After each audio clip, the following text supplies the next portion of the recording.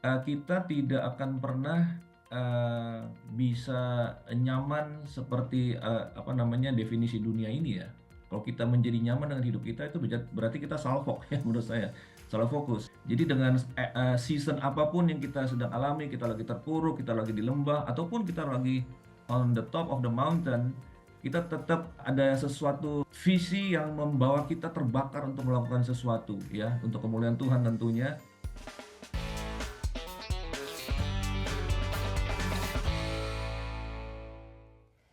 G. Michael Hoff pernah katakan demikian, hard times create strong men. Strong men create good times. Good times create weak men. And weak men create hard times. Kenyamanan seringkali membentuk seseorang menjadi pribadi yang tidak tajam, mudah diombang-ambingkan, dan tidak siap untuk tantangan. Generasi yang lemah bisa menyusul generasi yang kuat. Bahkan di Alkitab kita melihat nabi yang hebat seperti Samuel yang sangat luar biasa, namun disusul oleh anak-anak yang mempermalukan karena tenggelam dalam budaya sensual dan nyaman. Kembali kepada masa kini, kita hidup di dalam dunia yang setiap hari dari pagi kita bangun sampai malam kita tidur menawarkan kenyamanan. Sejauh mana budaya ini sudah merasuk ke dalam kehidupan Anda?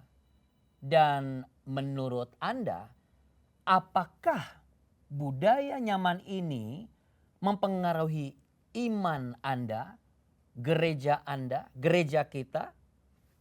Berikan komentar Anda di chat di bawah ini atau chat ke nomor yang tertera di layar.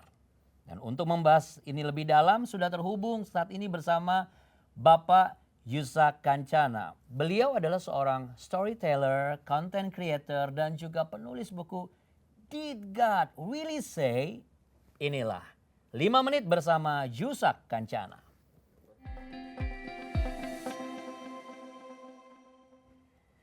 Pak Yusak, terima kasih banyak. Senang sekali bisa bertemu dengan Anda nih. Langsung kenyamanan nih Pak Yusak. Ini blessings atau curse? Berkat atau kutuk nih Pak? Silakan menurut Anda. Ya, terima kasih udah undang saya untuk diskusi. Ya, Sama-sama. menurut saya eh, kalau pertanyaannya berkat atau kutuk itu seperti kan berkat atau kutuk kan dari Tuhan kan. Iya, Sedangkan kalau nyaman atau tidak menurut saya adalah respon kita, ya kan. respon. Tuhan kasih kita sebenarnya ketenangan di dalam hati kita, tapi selalu dalam konteks dunia yang kacau balau penuh dengan apa namanya badai dan lain sebagainya kan. Jadi sebenarnya kita tidak akan pernah eh, bisa nyaman seperti apa namanya definisi dunia ini ya. Kalau kita menjadi nyaman dengan hidup kita itu berarti kita salfok ya menurut saya, salah fokus. Jadi Karena maksudnya kita kita nggak boleh nyaman gitu Pak? nggak boleh nyaman menurut saya. Kenapa Karena Pak? sampai kapanpun Tuhan Yesus sendiri dalam hidupnya penuh dengan penderitaan, rasul-rasul mati dibunuh dan sebagainya. Jadi dunia ini penuh dengan tantangan, selalu nggak berhenti-berhenti. Satu masalah kita ditolong Tuhan, tapi kemudian masalah baru lagi muncul kan. Iya. Jadi Tuhan mau ketenangan di dalam diri kita, percaya iman seperti di tengah badai itu selalu kita aplikasikan di dalam menghadapi badai-badai di luar. Pada saat kita menjadi nyaman berarti kita seperti kekurangan tantangan, berarti kita yang settle down sendiri menjadi membuat diri kita nyaman. Seharusnya kita tidak nyaman. Kita Ta- harus terus melakukan sesuatu dengan kekuatan yang dari Tuhan itu kepada dunia ini. Ya Gitu tapi menurut saya. kita sekarang melihat kenyamanan sudah seperti budaya gitu. Jadi mau nggak mau memang merangsek kita kan gitu. Kalau secara personal bagaimana menurut Bapak? Ya, tidak ada salahnya kita punya goal, ya misalnya kita atau anak-anak kita bercita-cita, mereka berhasil dalam bisnis dan lain sebagainya. Tapi pada saat kesuksesan itu digapai gitu kan, Mhm. kita harus barengi kemudian tujuannya berikutnya apa lagi? Pasti ada tantangan berikutnya ya. Jadi jangan sampai seperti Raja Salomo kan, dia udah achieve at the top of the mountain, segala-galanya dia punya, tapi kemudian malahan menjadi nyaman dan malahan memperbanyak istri dan lain sebagainya. Padahal pada masa itu harusnya zaman paling kemasan di dalam sejarah Israel harusnya dia memperkenalkan Elohim ya Tuhan itu kepada bangsa-bangsa lain kan begitu. Demikian juga dengan kita pada hari ini. Berarti menurut Bapak seharusnya budaya kenyamanan ini nggak boleh mempengaruhi kehidupan orang percaya gitu? Yes, dia berarti ya tadi saya katakan salah fokus atau visinya jadi di mana dengan power yang sudah dicapai, keberhasilan, kesuksesan dalam profesi, di dalam bisnis dan sebagainya pasti ada satu tujuan lagi dan Apa tujuan udah itu tidak pasti akan Pak? membuat kita Apa udah nyaman. pasti kita orang percaya karena pada saat sudah masuk di budaya kenyamanan terus kita akan salah fokus? Apakah sudah pasti akan seperti itu? Ada kecenderungan seperti itu ya, namanya manusia kan, looking inward kan. Cenderung. Hmm. Padahal seperti kita lihat di dalam bahkan geografi daripada Israel, Tuhan selalu ingin kita seperti Danau Galilea, dengan apa yang kita miliki kita selalu memberi. Dan pada saat memberi kita pasti akan ada tantangan-tantangan baru, ya kan? Waktu kita menjadi berkat, kita juga bisa disakiti, tantangan baru akan muncul dan kita tidak akan pernah nyaman menurut definisi dunia. Hmm. Tapi ketenangan di dalam hati itu, ya seperti Tuhan meyakinkan murid-muridnya, di tengah badai ini ada aku. Nah, itu ketenangan itu selalu ada, gitu loh. Itulah yang saya katakan berkat, tapi akan berubah menjadi kutuk pada saat kita salah menerjemahkannya menjadi kenyamanan untuk diri kita. Jadi kenyamanan diri kita tuh maksudnya membuat kita betah itu sebenarnya nggak boleh gitu. Iya, jadi nggak ngapa-ngapain, jadi self indulgence, menyenangkan diri Tapi sendiri, Pak kalau menikmati ngomong sendiri. betah, bagaimana pandangan Bapak ke gereja ini kan sekarang kalau orang mau datang ke gereja kan harus yang nyaman Pak. Apa jangan-jangan gereja udah masuk ke budaya nyaman? Iya, bisa dikatakan demikian, meskipun tidak Ya, semua ya. bicara Saya semua, selalu, tapi ya ini cuma mm, pertanyaan mampir aja sih Pak. Sebenarnya karena gini Pak, karena kan kalau kita berangkat dari situ berarti yang ditawarkan oleh generasi ini kan sebenarnya sesuatu yang membuat mereka itu betah kan gitu. Betah karena sesuai nih, relevan dengan keadaan-keadaan sekarang. Ya, saya melihat itu seperti kayak kita udah masuk di dalam culture metropolitan ya. Semuanya mau nyaman di tempat yang strategis, di mall harus ada AC, musiknya kontemporer, khotbahnya harus menggelitik di hati, ya kan? Semua itu jadi tuntutan, jadi demand. Orang akhirnya kalau nggak dapat itu merasa nggak nyaman dan kemudian cari yang lain dan lain sebagainya. Saya rasa itu satu jebakan juga sih. Apakah Ya. itu juga yang akhirnya kita terjebak dalam satu pemikiran progresif yang sekarang jadi isu berkembang di kalangan Kristen? Ya, kalau saya melihat yang progresif ini seperti apa ya? Dia sebenarnya struggle dengan sesuatu, tidak menemukan jawabannya, lalu dia cari pembenaran-pembenaran kan gitu. Akhirnya yang dirubah adalah standar firman Tuhan yang absolut itu yang dia rubah. Jadi itu juga untuk seperti mau menyenangkan dirinya, mengamankan diri, meredam tuduhan ada dalam hati mereka. Ya akhirnya mereka ambil pola pikirnya bergeser menjadi seperti itu. Itu menurut saya.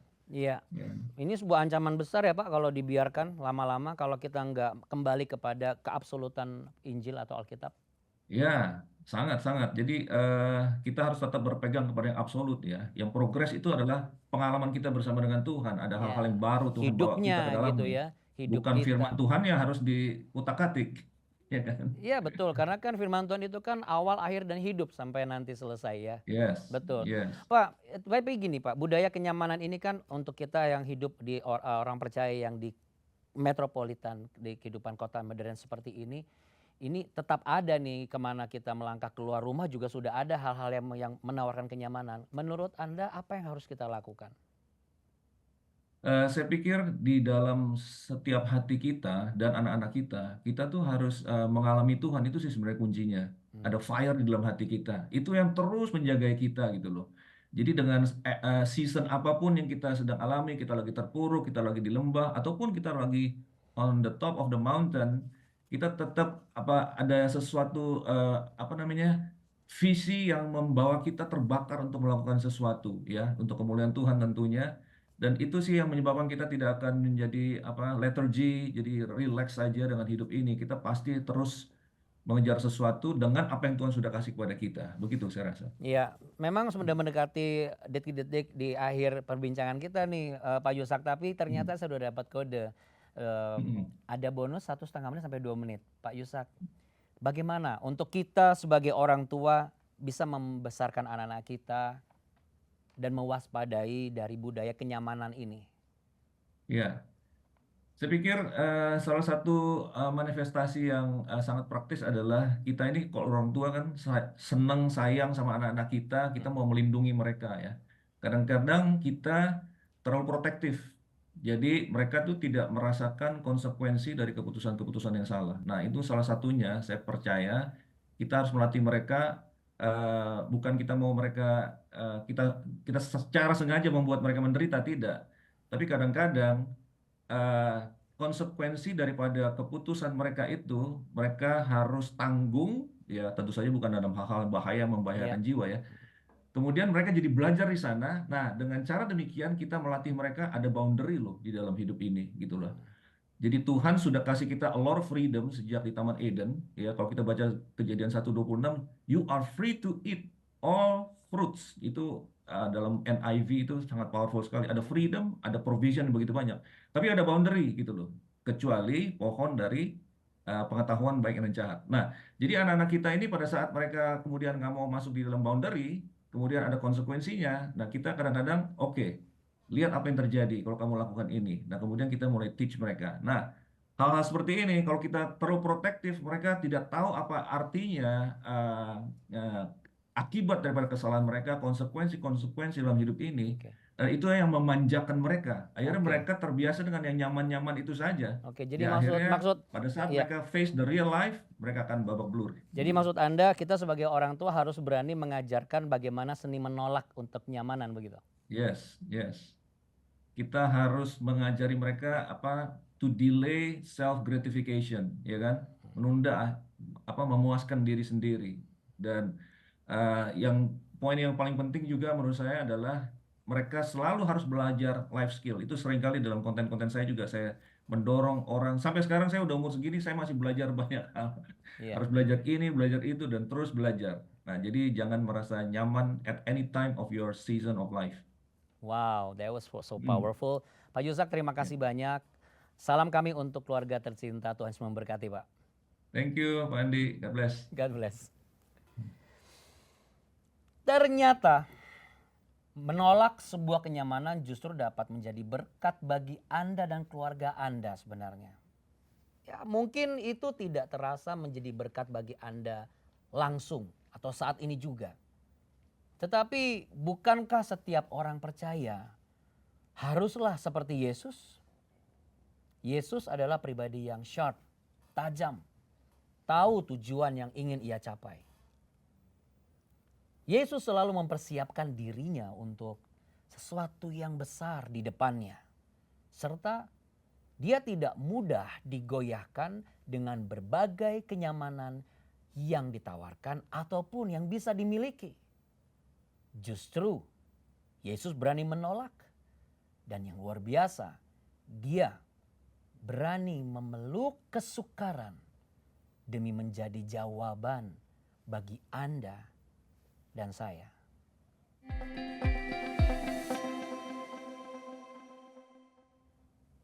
Keluar dari kenyamanan tentu tidak disukai oleh banyak orang. Tetapi bagaimana jika itu membawa kita mendekat kepada Tuhan?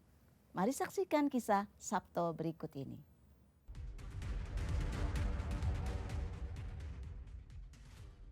Saya sampai sempat nggak ada rasa kasihan sama orang. Bahkan banyak musuh saya pada waktu itu.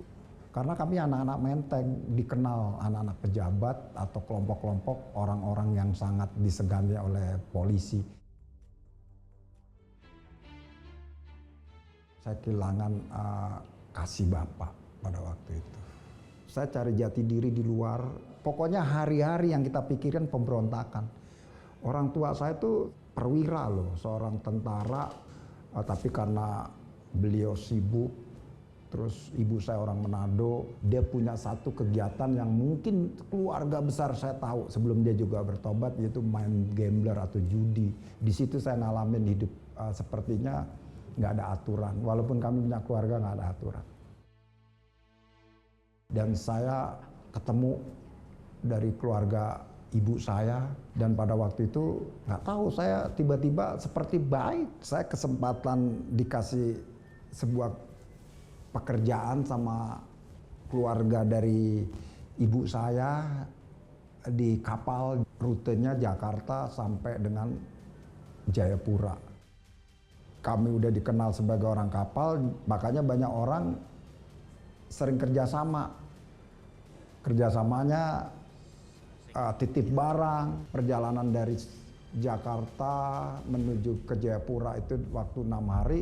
Saya pada waktu itu karena kami hari-hari suka minum CT ya kan, terus kami kontrol diri itu udah hilang. Jadi saya anggap semua sesuatu ya udah hal yang biasa, dan sampailah kepada puncaknya kami sampai tapi barang-barang nggak komplit dan kami dicari banyak orang. Dan pada waktu saya ketemu di Palka, rasa takut saya itu ada, dan juga saya udah pernah bilang sama diri saya mau bunuh diri lah. Karena apa? Udah itu tadi, nggak ada damai sejahtera, nggak ada nyaman. Dia marah-marah, tapi saya bilang kasih kesempatan saya bicara. Saya nggak tahu apa-apa, saya selalu buat kok seperti ini. Saya nggak mau melakukan sesuatu tapi seperti ini.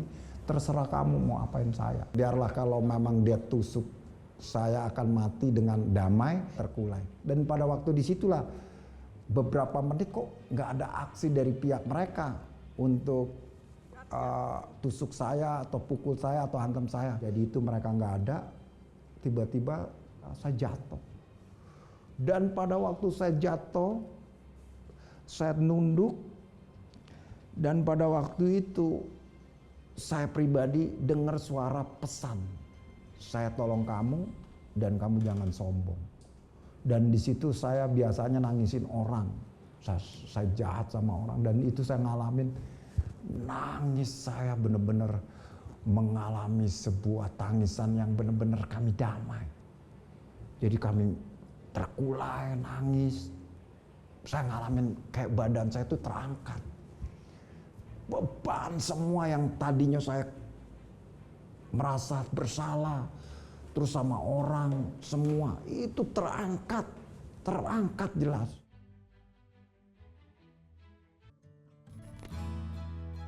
Dan saya percaya, I believe in Jesus. Apa yang saat ini saya terima itu karena anugerah. Kesalahan kita masa lalu, dosa kita, Tuhan itu mengampuni. Sekalipun dosamu merah seperti kirmisi, akan menjadi putih seperti salju. Sekalipun berwarna merah seperti kain kusumba, akan menjadi putih seperti bulu domba. Itu yang Tuhan kasih sebuah pengharapan.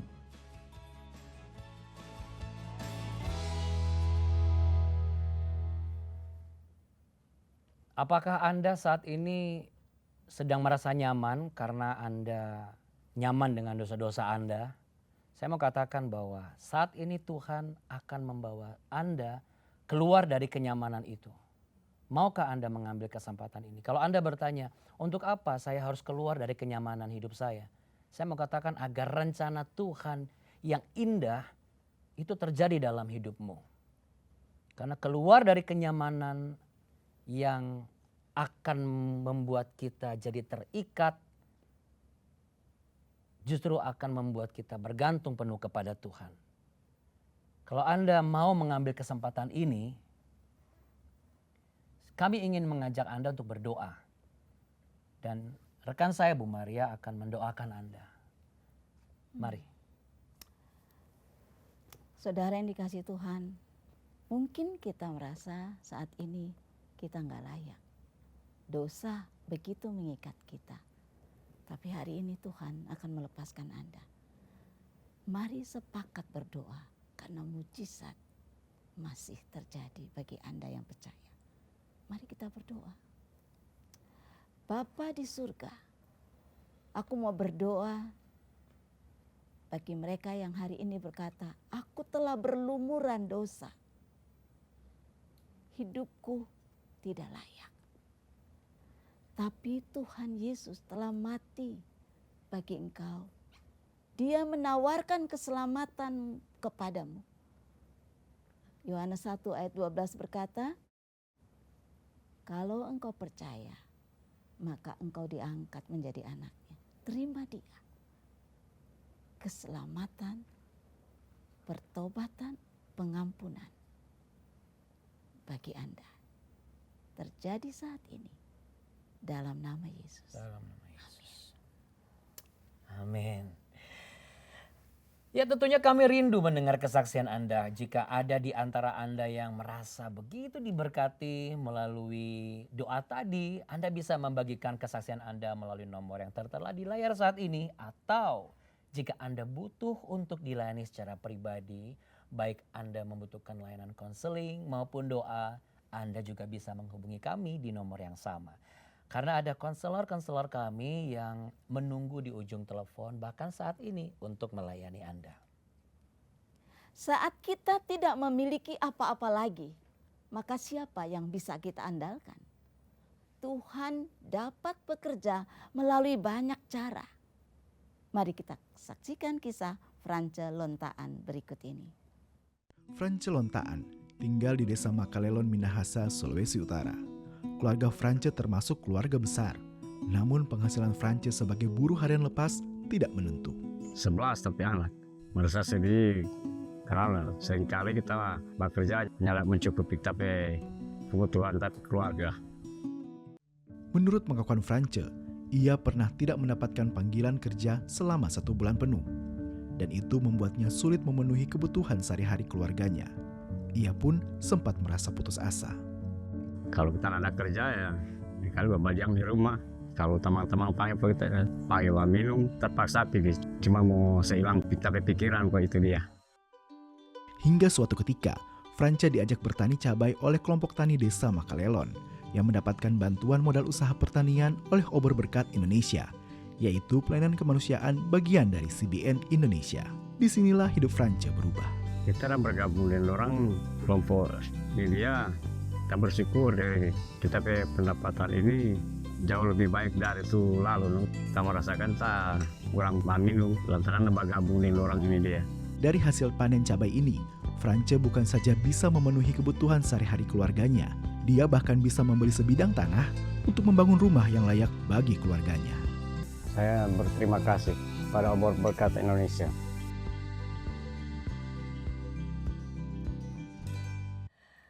Iya, senang Biasa. sekali melihat tawa yang senyum lepas Iya, begitu ya. Itu kelihatan pengalaman yang luar biasa. senang Pertolongan sekali. itu benar-benar terasa karena dia bisa tersenyum lepas. Betul sekali. Iya, melalui Obor Berkat Indonesia ada begitu banyak keluarga di Indonesia yang mendapat bantuan untuk memperbaiki ekonomi mereka. Dan kami akan terus mengerjakan hal ini karena ada begitu banyak keluarga yang perlu untuk ditolong.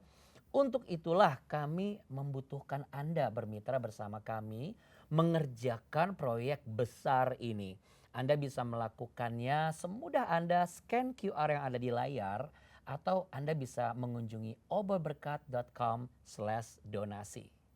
Jangan lupa jika Anda menyukai konten ini, tekan tombol like dan bagikan konten ini ke tiap kerabat Anda. Berikan juga komentar Anda di kolom komentar yang ada di bawah ini. Sebagai penutup, ada sebuah ayat firman Tuhan yang ingin saya bacakan dari Roma 12 ayat 12. Bersukacitalah dalam pengharapan, Amen. sabarlah dalam kesesakan, Yes. dan bertekunlah dalam doa. Saya Maria Kesmetan. Dan saya Andi Otniel, sampai jumpa. Tuhan Yesus memberkati. pastinya.